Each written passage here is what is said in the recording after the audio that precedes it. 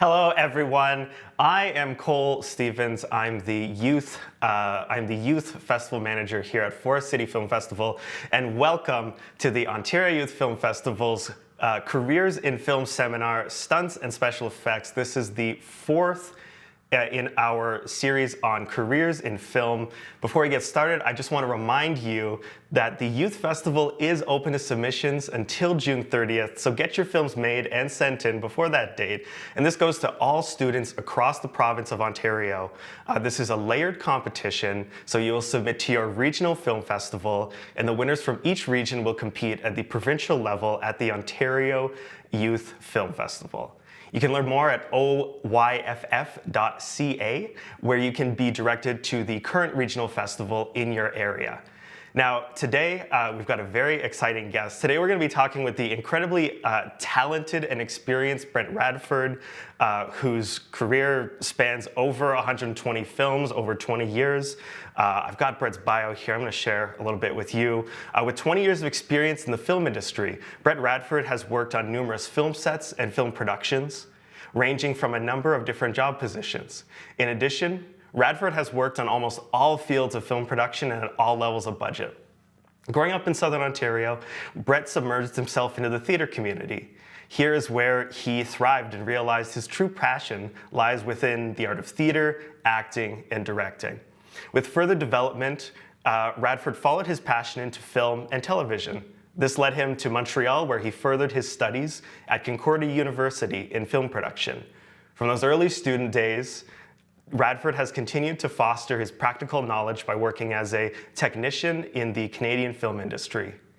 He has worked with countless famous actors and directors such as Roland Emmerich, Bryan Singer, Eli Roth, and Joe Carnahan, to name a few. He's also had full-time employment during the X-Men franchise and numerous other Hollywood blockbusters. Radford is not only a multi-talented and multi-experienced, he is also extremely passionate with regards to writing, producing, and directing. I'm really excited to invite Brett over here now. Brett, how you doing? I'm doing good. That was quite an intro. Yeah, you have quite the bio. Yeah, you have quite the bio. I wanted to ask right off the top, was that you on fire in that photo? No, that was a very close friend of mine named Pat Curtin, who was the stunt coordinator on Moonfall. And that was another short film that I was working on. I was producing and I helped write. So I kind of volunteered Pat to do it. And we burned him about a year ago for about, I think it was 35 to 50 seconds as he ran down that trail. Wow. 35 to 50 seconds. Is that a long time to burn a person on set? Yes, that is. It's very, very well timed out. You have to know exactly the time that's lit and to the time that where his mark is that he's going to basically fall and say out. So you can run in and douse him with a wet blanket and with some fire extinguishers. It really comes down to, it all has to be in a perfect moment. Anything longer than a minute, you could suffer severe burns on any exposed skin. And I would say anything above 40 seconds, you're really running into a time crunch. But that's every stunt man will try and go longer, burn faster, and beat the last guy he knows who did it. Wow. All right. Well, some fire safety and fire knowledge for filmmakers out there. I want to start from the beginning with your career. Going to Concordia, what was your experience like as a film student? Okay. Good and bad. And I followed the debates online all the time about, I don't need film school. I make my own movies at home and all that. And I had a young filmmaker actually from the London, Ontario area who went to Concordia after me, several years after. He conversed with me about wanting to go. And I wasn't going to talk him out of it. And his experience was different than mine. So I found that there are 3 students from Concordia that I'm still friends with, who I still work with regularly in the business. But that was out of a class of 50. And it got whittled down over the years to, I think, even some of them dropped out because it was hard to continue going, and the school was always weeding, trying to clear the chaff, I guess is what it is. But the passion was still there, so they continued in the business even though they had the school knowledge. My friend, he went through school, but he found a lot of filmmakers that were like him, and so they eventually opened a company in Montreal and are one of the top equipment suppliers, always on the cutting edge, finding new Steadicams or new gimbals, and are thriving quite well. But those were contacts that he made. I think film school is good for finding like-minded people, finding contacts, because some people say, I don't need to go to film school, I'm just going to shoot my own movies. You're not going to find people who have a passion for cinematography if you want to be a director. You're just going to always be doing it yourself if you're doing your own filmmaking. And I think going to university, and as I did, get exposed to movies that at my time were not on the video shelf, were not going to be on Netflix. Classic Antonioni movies, Kurosawa. You see that on a big screen projected, it changes your opinion of filmmaking. And I think those are some reasons to go to film school, to get exposed to stuff that you would never have a chance to when you're limited home movie making. That's a great response, and I completely agree with you. You know, one of my professors, when I was at film school, I was really stressed about having to try everything or do everything, and I really wanted to direct. And one of the things he said was, well, that's why you're here, so that you don't have to do everything, so that you have everyone else who wants to do stunts, who wants to do art, who wants to do cinematography. They will help you make things happen. So I completely agree with that. You know, jumping out of film school, what drew you to the film industry, and especially to work in weapons and armory and stunts? Like, there isn't, I don't know if it is at Concordia, but I didn't take a class in stunts. So how do you really get into that? I guess the easiest explanation would be I had a background in theater, and I met actors, and I was friends with actors, and they were really, because we were young and we were ambitious, they were all, because they were from Montreal, and they said, come to Montreal, the Concordia's got a film program, you know, we can all be together, we can all do our projects together. And I thrived under that. So I applied to Concordia, I got in, and I didn't stop though. Some people who get into film, and I used to have these long debates with them, they would be in the program, and I would be saying, well, yeah, I met a guy, he's going to introduce me to a stunt coordinator, he's going to introduce me to a special effects company, I'm going to go over there and see what I can do. And they'd be like, oh, I want to go because I'm going to be a director. And I decided that unless I knew how to make movies, how could you honestly be on a set and tell people what to do? And that's where the two different channels, I guess I would want to talk about sometimes, would be auteurism versus commercialism. Being an auteur and having a camera and making your own little movie, that's great. But when you work on a commercial film set, you got to know all the jobs. You have to know exactly how to cheat angles. And those aren't things that I was learning in film school at the time. So when I started, I got introduced to my friends who were acting, and they introduced me to people who were in production, camera operators. And when I met my first good special effects technician guys, I started seeing the mystery behind making movies, and I got really focused on, yeah, you can do the acting in front, but some of the stuff in the background, it creates a whole different atmosphere. And on one student film that I was working on, we were shooting in he wanted to be in heaven, and the director was trying to, we had a whole white walled screen and we were doing everything. And I said, what you need here is smoke. Like, the smoke's going to cut up the background so you can't see it.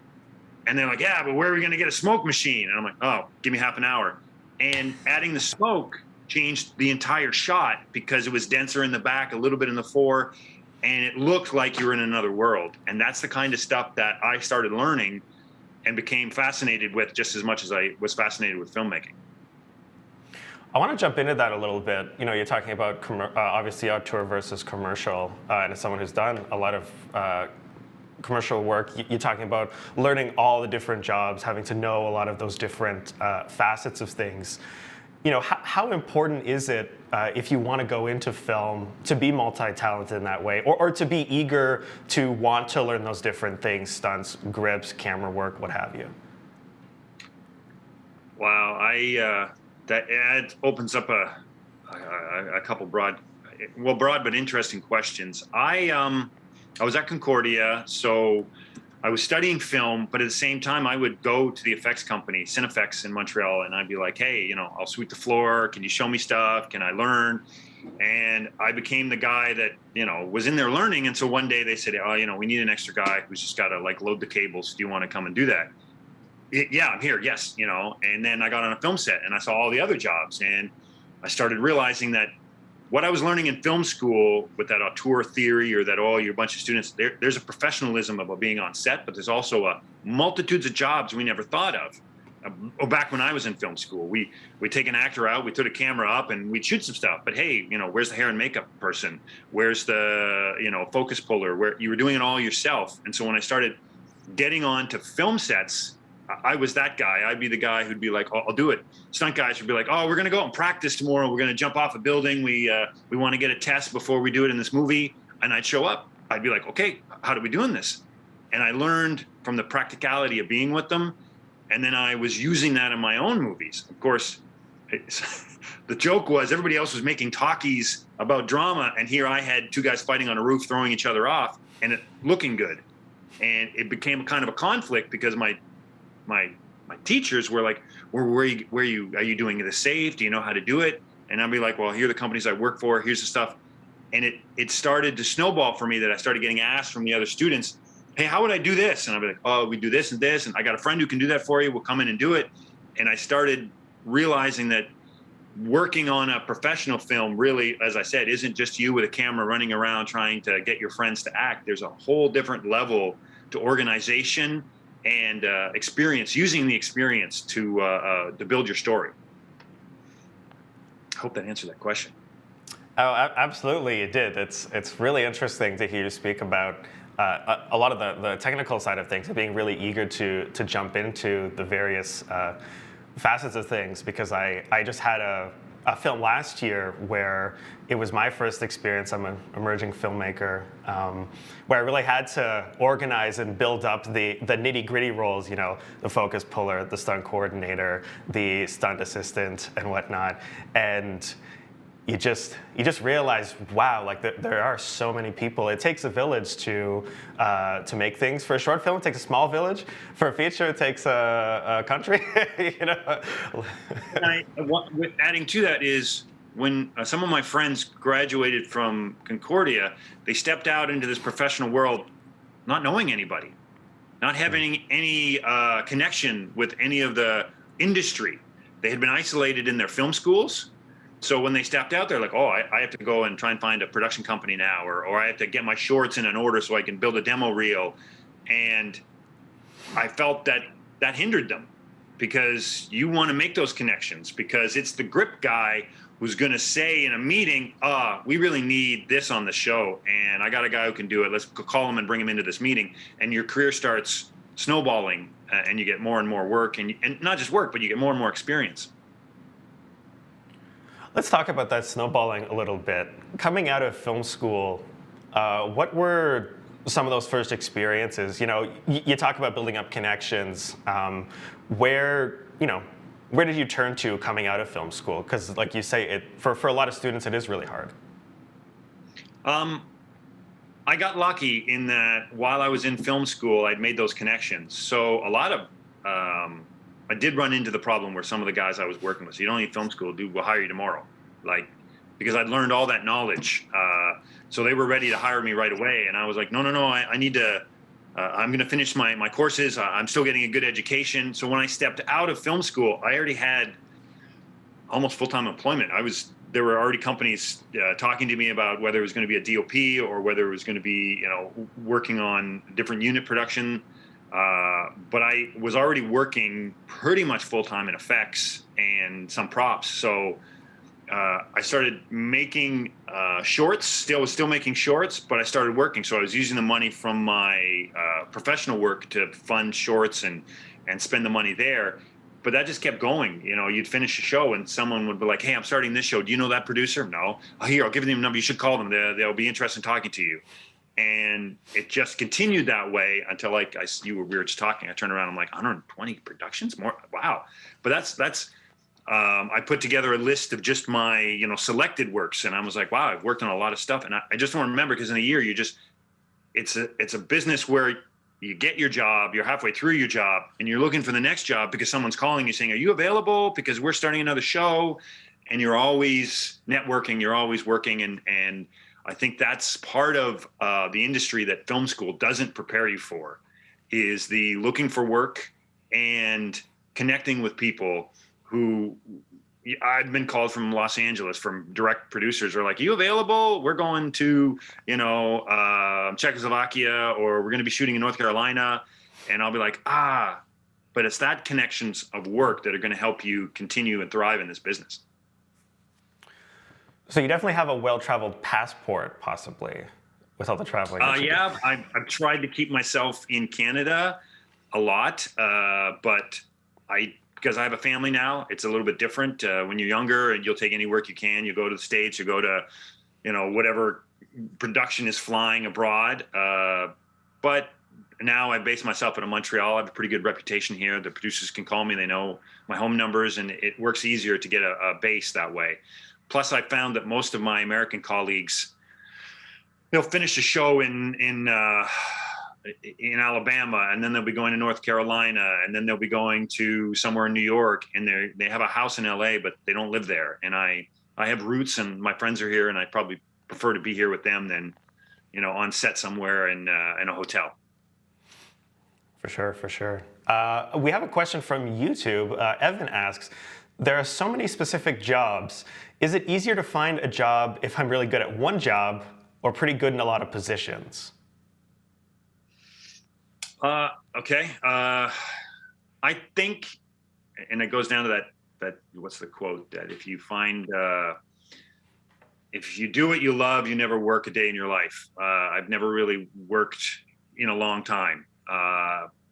But it's also the community of being on a film set. I mean, when you first have that experience of a big film set and you're working with everyone, you get into that environment, and it doesn't matter what your job is. Like, sometimes I'll be doing prop work. Sometimes I'm doing weapons work. Other days I'm doing special effects.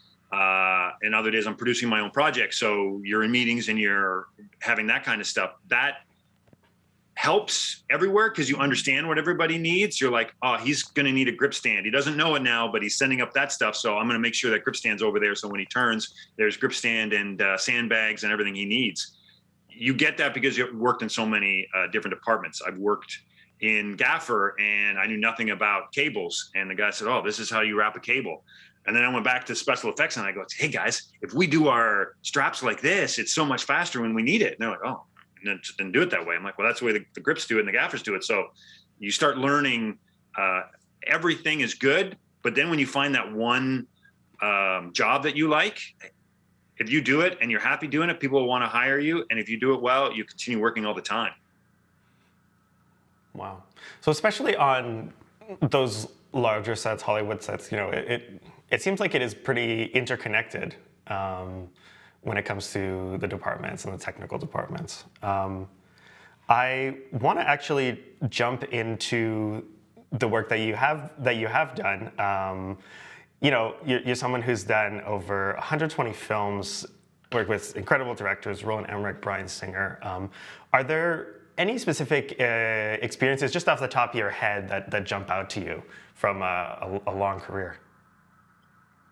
Wow. I'm trying to figure out what experience you're looking for. I will say that I learned, I learned a good director is comfortable taking information in and will listen. The worst directors I've worked with are people who are so, this is the way it has to be. I've decided it. No one is going to convince me otherwise. I guess I was very young. I was in my mid-20s, and I got a chance to work with the late Tony Scott.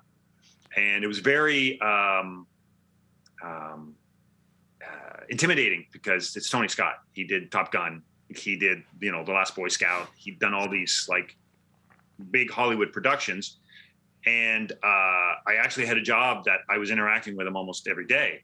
So when I first walked over to him and said, "Hey, I'm going to be doing this in your show," he said, "Yes. How do you think we should do that?" And I'm like, "Oh, well, this would work. We could try that. I like this."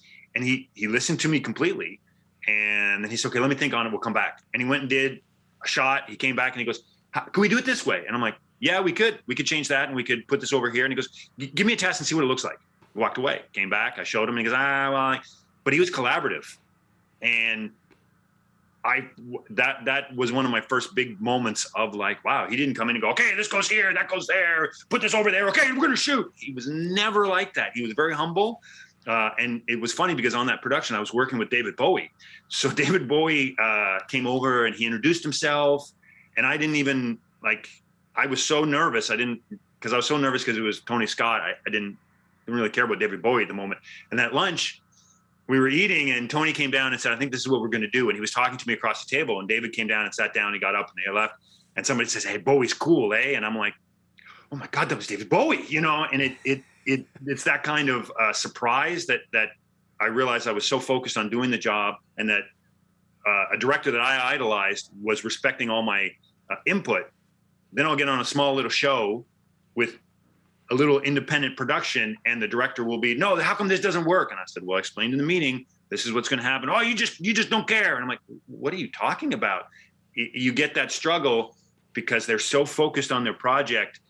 It's not that they could become a tyrant. They can't see outside of it. And a good director will listen to his crew. We will listen to his camera operator, says, "This is the better shot. If we tilt it over here, we get the background, not just, the foreground shot. We get a good depth of field." A good director will say, "Okay, yeah, let's look at it. Yeah, let's do that. I like that." Some directors will come in and just, "I don't want to work with that camera operator. He's always ruining my shots. He doesn't believe in me." And we're like, no, he's trying to make the project better. And that's where the struggle comes in. For sure. Speaking of directors, you've obviously worked with a lot of really incredible directors. It's something we were talking about before we started. Maybe you can talk a little bit about your experiences with Roland Emmerich. White House Down, Day After Tomorrow, Stonewall. What was that like? Roland he has big vision, and his budgets always have the ability to back him up, which is something that when you're working on different levels of production like I have, I help independent productions, I help small TV shows, small films, and then you get on something like the Roland Emmerich production where money usually is no object. He has the budget and he has already envisioned how he wants everything to be, what his schedule is going to be. So when you walk in, Roland is the master of everything, because he's, from the very beginning, he's either helped write the script. He is very involved with all the textures of the actors. So when you get on set, his vision is stable, and he has the ability to come over and say, "Well, I want this, but I'm not going to get it because, the camera's too close to this or that." But you can work with him. He keeps, for me, it was great because he keeps the set light. He never yells. That's one thing that a lot of great directors have. They never get frustrated. They understand the concept of film. Roland understands a budget. So if something's not happening, he understands why, but he does push, because Roland doesn't like to wait. He thinks he's at everything in motion. So when he gets behind the monitor, "Why aren't we filming?" And he'll turn and say, "Why aren't we filming? Why am I waiting?" And that's the long process of filmmaking. Some directors don't understand that the AD has told them to do this, or Roland has come out and said, "I want this to happen." Okay, great. But then you have to instruct the actor. You have to make a change with the camera. Roland will walk behind the monitor and be like, "Why am I shooting? We're ready to go now." "No, we're not. It takes 5 minutes for me to arrange what you've just said," and that's, even on a $150 million production, there's still a time constraint, because as soon as you go over, everybody's getting more money. So the producer's worried about how much that's costing. If we don't get the shot today, we only have a crane for a day. Now we don't have the crane for tomorrow. How do we keep shooting? So we go late at night again because the crane has to go, or we were losing an actor. I once, with Roland, shot a 24-hour day because an actor had to leave at a certain date. And some scenes we weren't finishing, so we were pushing them to the next day. And that day got full up, so we pushed that to the next day. So finally, there was a production decision that, well, we will shoot a 24-hour day because the actor costs $1 million a day. And if he's not leaving, we're going to be in trouble and have to pay that $1 million fine. So it's better to spend $150,000 on the crew so that everybody stays up for 12 to 20 hours overtime to get that shot done. And that is something that even a big budget production has to face. The budget is still king. Wow. Well, speaking of those, those experiences are really incredible. You also have a lot of experience directing your own work, short films, and writing and producing.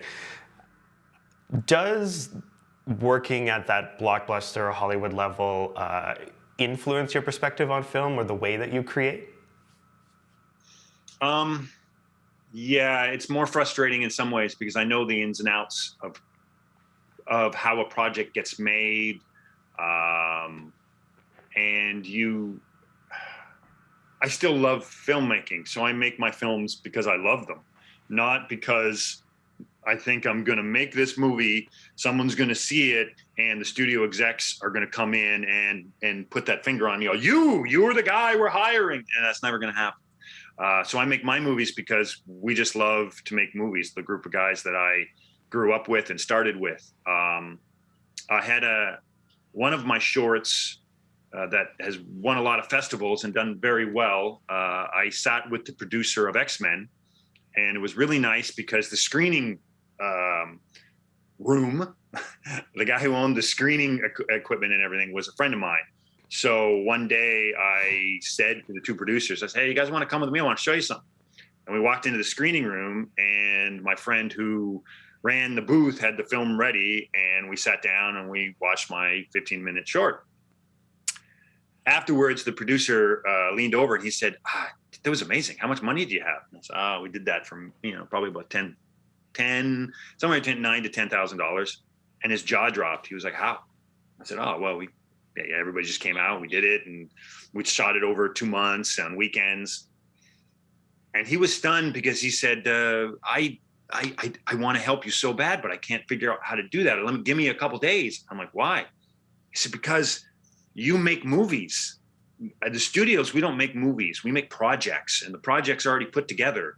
The agent has called the studio and said, I have this director and I have this actor, and they like this script. We're sending it over to you. And they've already done a budget on it. So then the studio gets it and they read it and they go, oh, yeah, we'll crunch our numbers. Oh, yeah, it would be feasible, but we have to add another female lead. Oh, hey, our agency has this female that we're trying to push. She's a great actress. Okay, put her in the project. And then they turn to the producers and I know and go, here's your project. And they're like, well, we don't even like the script sometimes. We've been hired to make it because that's what we do. We work for the studio and they give us a project and we go and make it. And we try and make it better if we have to, or we try and make it as good as we can. But we're not involved in that, finding it at the ground up, bringing a director or producer that you like along and bringing an actor along. It's a totally different construct. And they were like, after my movie, they kept coming back 2 or 3 days later when we were working on set, and they go, how did you do that? And I'm like, oh, hey, we had a buddy, it was his barn, so we knew we could cut the wall out, so we made it. He's like, man, that was amazing, it's a great idea.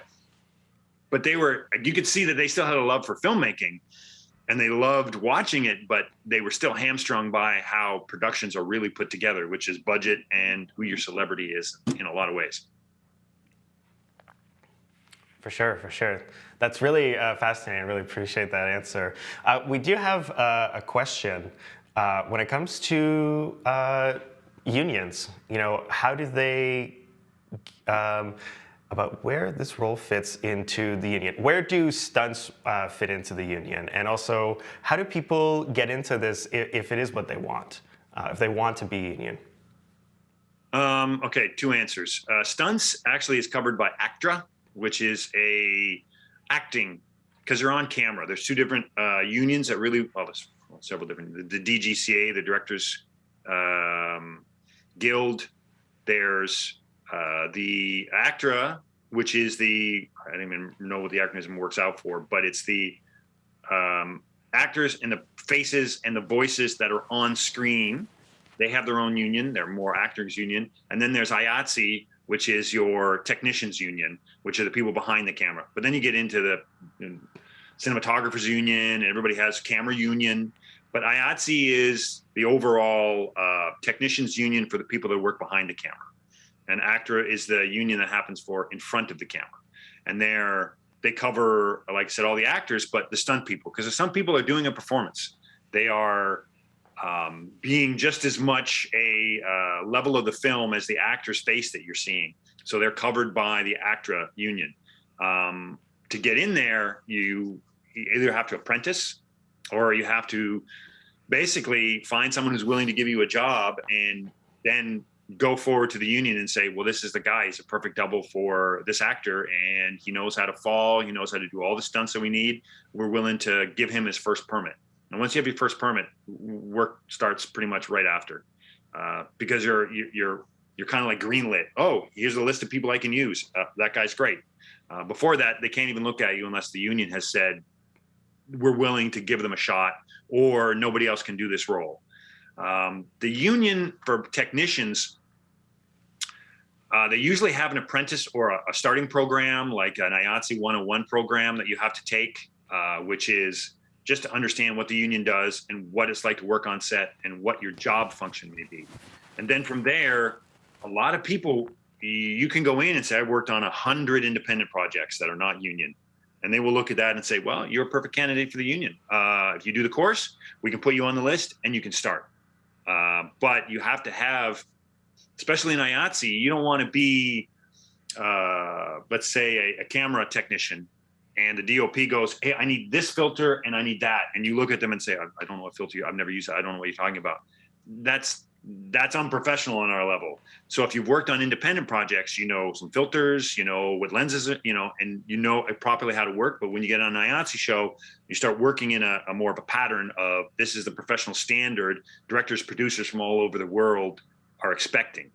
And that is what's key, especially in Canada, is that when a production shows up, they're spending millions of dollars. They want to know that the technician they're speaking to is going to follow the same functions as someone in the States or someone they worked with in Czechoslovakia. It's kind of like, the more it is standardized, the more they feel comfortable working, because, when I say something, he's going to understand the abbreviation. A window shot.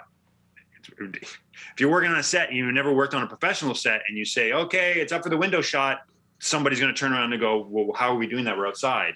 And then you say, window shot's the last shot of the night, so we can start packing up our gear and start looking to leave, because once this shot's set up, we're leaving. It's just terminology everybody knows. I want to bring it down back to the film school level. I'm curious, with all of your experience, do you have any advice for students who are thinking about a career in film? Students who, are in high school, who are, trying to figure it out and maybe are really interested in going to film school? My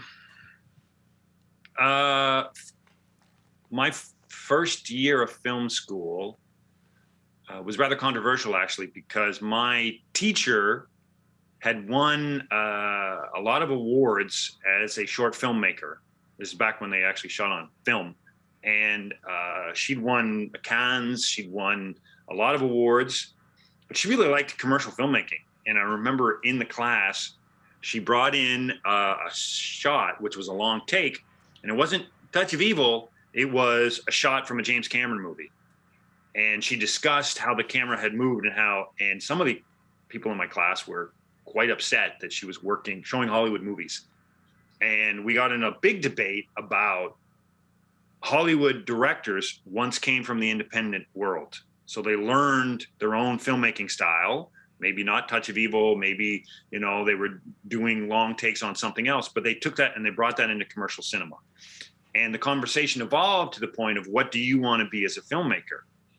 And the idea is if you're making it just for yourself, that's great. But filmmaking is a collaborative art that was supposed to be shared. You get projected. If you want to take your camera and make your own movie and play it in your own home, that's great.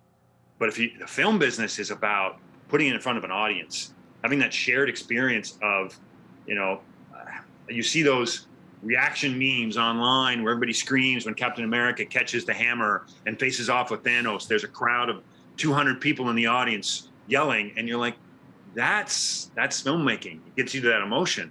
It can be in a commercial movie, or it can be on a tour movie that's more independent, where you suddenly realize something about yourself because you're watching it and you get an emotional reaction. If that's what you want, filmmaking is going to film school, seeing those movies, working with other filmmakers and discussions is a great opportunity. If you just want to make movies because you think you're better than everybody else, or this is the movie you want, it's hard, because a lot of filmmaking is collaborative. And if you become someone who's not collaborative, that's not listening, your career is going to be very short. Because I get phone calls from people who are like, "You're working on this show? He's awful. Don't do it. He screams the whole time. He's never prepared." And when you get at a certain level, you don't want to work on a show where the director's not prepared. I worked on a show where there were 3 days we didn't shoot anything because the director didn't know what he wanted to shoot, and he was arguing with the actors, and you're sitting on an Apple box saying, "Okay, well, do we break out cards, or do we just play on our phones? What do we do for these 2 days?" You don't expect it when you show up, but you're wasting the crew's time, you're wasting the actor's time, you're wasting valuable money. And so that gets around. People will call each other and say, "Don't work with this director," or "Don't work with that cinematographer," or "Don't work with these people." So it really is a collaborative, and you're working, and I don't know if people realize this, because you work on independence and you work 14-hour days and you're, "Oh, this should have been shorter." They aren't. Film production are 12-hour days, sometimes 15 to 16-hour days. And you're with someone for 16 hours, you got to like them. Like my crew, I know everybody on my crew really well. I don't spend every day with them, but I enjoy going into work, and you're going over to get a coffee and you see one of your guys and you're, "Oh, great. Okay. Can we start to do this?" And you're happy to be there. If you're not happy to be there and have a good attitude, nobody's going to hire you in any department. I hope that answered some questions. Absolutely. I want to say, I think one of the hardest things for especially film students to maybe understand is that, you've got this brush and this canvas that's 70 feet tall, and you are making something ideally that's going to go on that screen. What does every bit of that picture, that painting that you want to shoot look like?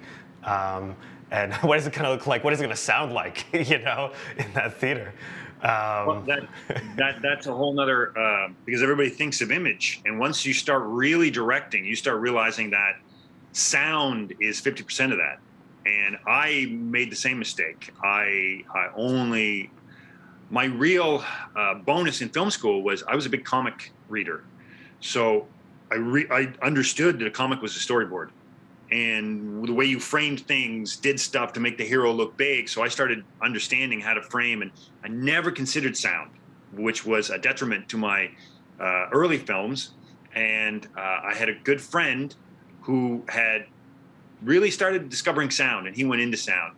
And he was funny, because one of my first shorts that I did, that was about 17 years ago, I started doing a short. And he said, "Do your own sound. I'll do your sound, but I want you to do your sound. You can do the technology on the computer, do your own sound. And then I'll do my sound, and then we'll come in and we'll project both, or we'll screen both, and you'll see what the difference is." And it was getting into that world of sound. I'm like, wow, I need an atmospheric something here. I need some, this is a better squeak noise. And I fell into it. And it's hard on film sets because the mics have become better, but you're always operating a boom. There's someone who's got to find a way to get the best sound quality during your filming. And they're always like these secret ninjas, because they never really say anything, and they're sneaking there. Okay, when you can see them talking with each other between the recordists, where they're like, "Do I come up underneath the," and they're doing their different, trying to figure out how to do it. But I get frustrated, because I'm like, "Guys, let's make it collaborative. All right, do you need this?" And then the biz effects guy comes in and goes, "Look, it's pretty much a lock off. Put the mic anywhere. We can frame it out. I can garbage mat it. Do what you need to do.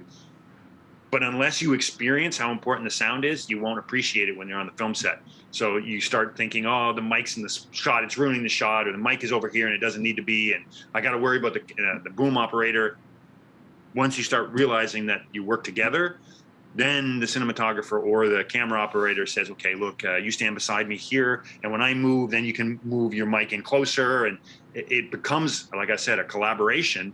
And you start appreciating how sound and atmosphere can change any film and make it, the tone, the pacing, it all relies on sound. And I think that that's something that some students in film school never appreciated.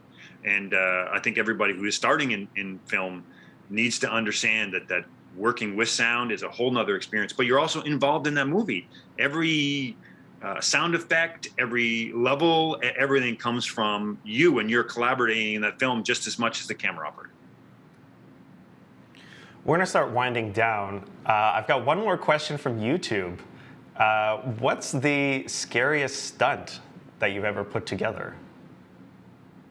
Oh, scary stunt. Well, there's two different levels to that. There's my own stunts that I have done in my own little things or my own projects or have you. And then there are stunts that I have done on a recent TV show called Blood and Treasure. I know they had a first season just before COVID hit, and we had shot the entire second season. But they have not released it. I hope it comes out this summer. It's a fun action, over-the-top production. But it was one of the best projects I worked on because everybody was we were very close, and we had done a first season. We're coming on our second season. But again, my friend Jason, who's a stuntman actor, he got hired, and the showrunner producer had said to me, hey, I think we're going to bring Jason on. We're going to get him to do this role. And I get the script, and I'm pretty excited. I read the script, and I called up Jason, and I said, hey, Jason, you got the role? And he goes, oh, yeah. The Steven called me. I'm so excited. Did he tell you where we're doing that? And he's like, no, what are we doing? I said, we're going to suspend you in the Olympic Stadium, and we're going to drop you from the roof onto the bleachers. And there was a pause, and he goes, well, how high are we talking? I said, well, I think we're going from second level to maybe ground field on a descender. And he jumped in it because he was like, oh, I've never done that high. That's pretty good, But on the day when we're wired, I'm a little nervous. I knew Jason was nervous because he gets quiet. He's a really talkative guy. He started, he was focusing because he has to get shot in his total they were trying to do the Die Hard where he slips back and he's falling and he's looking up and then he tries to shoot at our heroes. And Jason wanted to make it like a good Alan Rickman moment, but it's a high distance. And so we started getting into the conversation, and we're doing it. And the showrunner producer comes over and he goes, you nervous, aren't you? I'm like, yeah, I'm nervous. I'm very nervous because this is my closest friend and we're going to toss him off a building here. And, there's lots of things can go wrong. He could get hung up on the wires and not descend, which then would pull him. Hopefully we cut the energy of the rope, but he could get caught in the wires and get pulled. He could slip, hit his head on the bar before he goes down because he's got to go backwards. So we're both going to this, and everybody's like, man, there's two guys really nervous on this set, and they're the two guys who are responsible for this. But it went really well, and, my buddy has this very distinctive laugh. So as soon as he got to the bottom and he descended onto the mats and everything down there, you could hear his giggle, and everybody was like, it's perfect. But then we had to do it again and again, and every time we did it afterwards, it got easier and easier. For me, personally, as a stunt, was a car hit. My buddies were making a film, and it became this, we all help each other out. So then it decided that I would do the car hit, and we did a couple practices, and everybody was like, how do you feel? And I'm like, I'm padded up. I've seen them do this, but it's a thing. Like, it is really a trust issue between the driver and the stuntman, because his speed has to be like a precise, and he has to be at a precise mark, and you have to be at a precise mark, because if you're off a little bit, and he's going to clip you, and you don't go up, you spin. And so the rehearsals were really good, and it was a small production. So we got to do the rehearsals rather than just show up, have your pads on, and, we're not going to do a rehearsal. You think you can do this? And they shove you in. I literally got to rehearse it. So as the car was coming, it's coming at 10 kilometers. That felt good, coming at 20 kilometers. And they're like, how do you feel? I said, good, we're going to go for it. Better shoot it now. And, my buddy comes over, Stefan, he's like, I'm going to be going 30 kilometers. You're going to be good with this? Like, it's not fast, but it is fast. It speeds up. And I'm like, I'll be good. I'll be good. Soon as I stepped out, like I'm walking and I turn and I see the car, and the instinct in my brain was, that's really fast. But I instinctively reacted. I go up, but he was going. So instead of being in the stunt, I was in the motion of I'm about to be hit by the car. I spun a little too much. So instead of landing on the hood, I hit the roof and I spun off, and I actually went in the air and landed on the trunk because it was slowing. So I hit the trunk and then I hit the ground.